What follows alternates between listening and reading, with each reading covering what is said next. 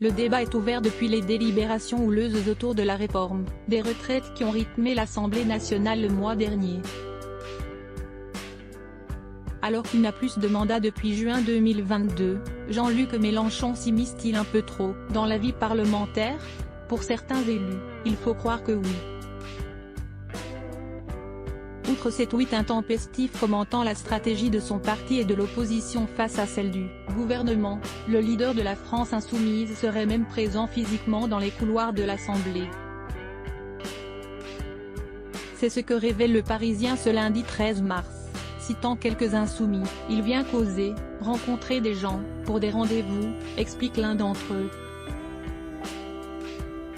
Le quotidien souligne que l'ancien sénateur aime fureter et aurait encore ses habitudes au Palais Bourbon, allant jusqu'à figurer dans la boucle Telegram du groupe parlementaire, où il envoie encore des messages, et tenir séance dans une salle de réunion mitoyenne à son ancien bureau.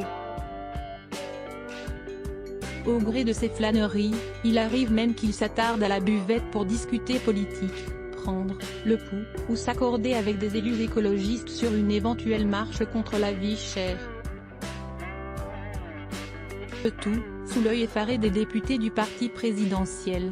Il s'était tapé l'incruste à la buvette. Vous imaginez les macronistes? Quand ils voient Mélenchon à la buvette ils s'évanouissent, s'est esclaffé un élu témoin de sa visite. Jean-Luc Mélenchon, découvrez les femmes qui ont compté dans sa vie. Cependant, l'attitude du chef insoumis en agace plus d'un. En dehors des divisions que ses prises de position suscitent dans son propre parti, Jean-Luc Mélenchon hérisse le poil de ses opposants, comme Jordan Bardella, qu'il a récemment accusé sur France Inter de se comporter en chef de gang.